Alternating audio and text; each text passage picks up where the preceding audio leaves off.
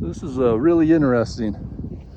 One of the things about the United States is that many people own their own property, and that was a significant difference from the rest of the world.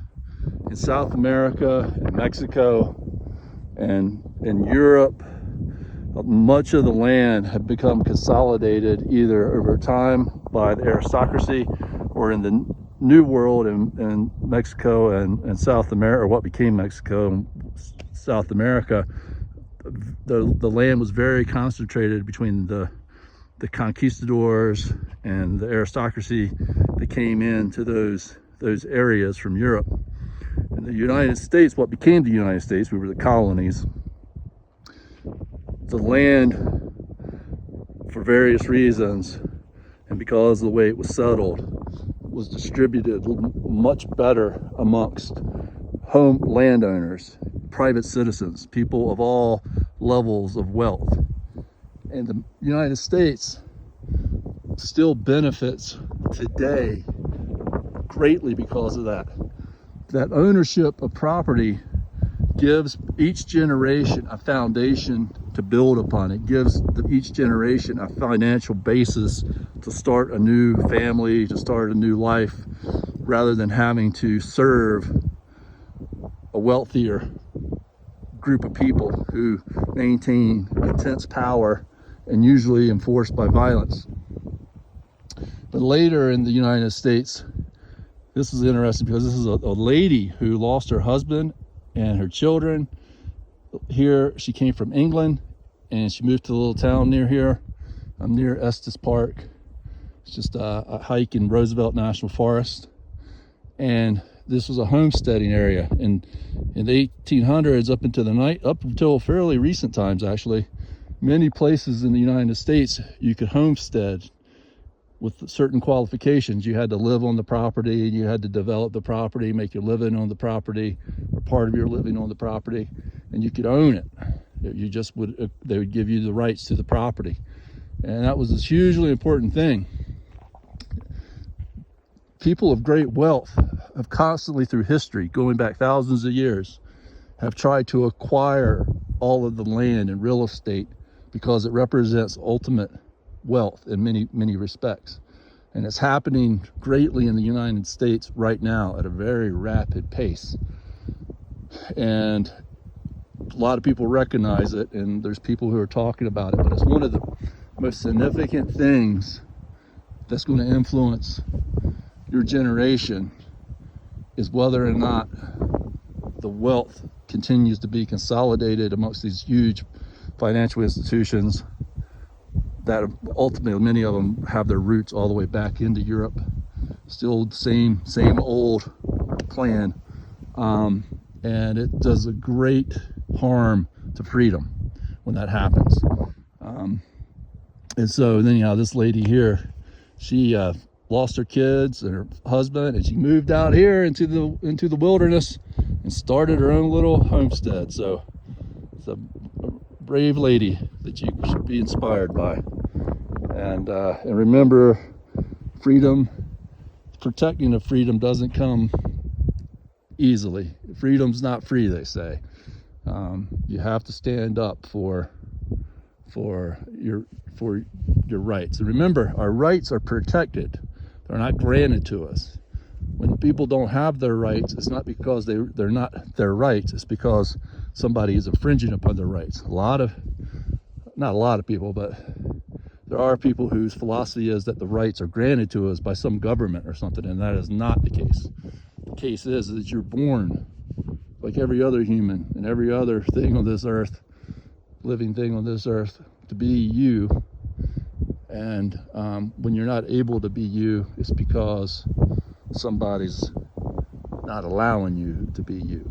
So obviously we live in society, and when you choose to live amongst a group of people, that has a lot to do with how that group of people to choose to live with one another. That's part of freedom too, is living amongst a group of people that can set their ways of living.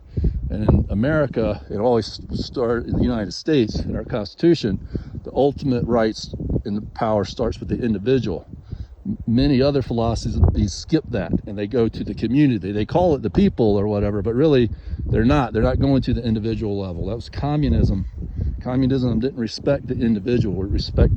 It talks about the individual, but really it's a ruse, because they're really saying, oh, this elite group of people get to control and tell everybody else what to do, but that's representing the people. It's a very tricky thing that's been used many times to usurp power from people. Tell people that you're looking out for them, but really you're basically conning them into giving up their rights and freedoms for something that they think is equality. Equality is in your ability to do what you want to do, not in how much wealth you have or how much money you have or the material things you have. And I know it'd be a controversial subject, but if done properly, it wouldn't be a bad idea for people of lower wealth and property ownership to be able to homestead.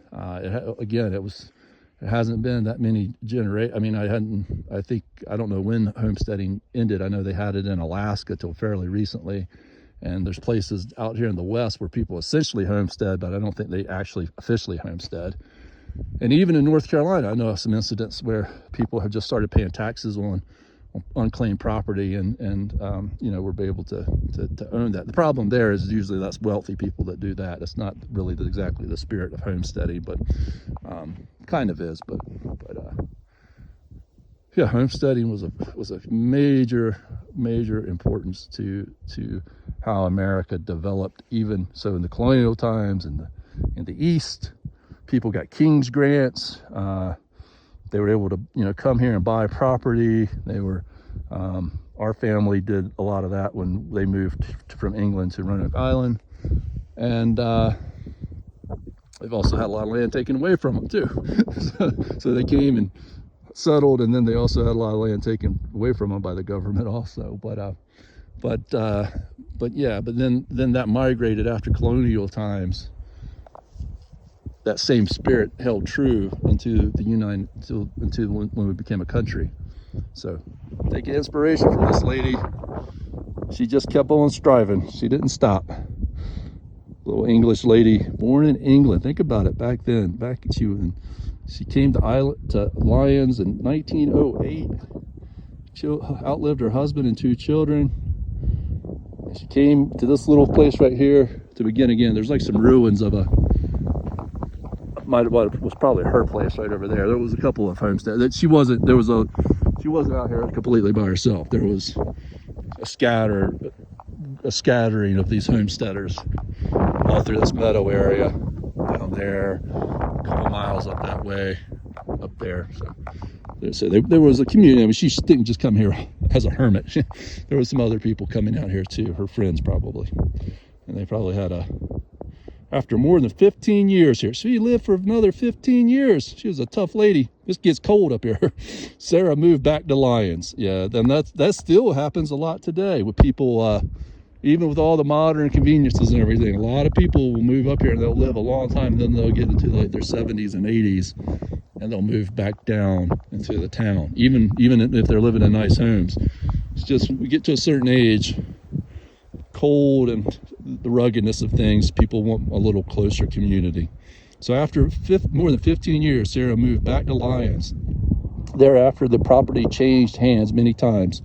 For a short time, in the early 1950s, the cabin was used as a schoolhouse for the area's 4 children. How about that? So she wouldn't have even known that her little home would have become a schoolhouse. So cool. I love you.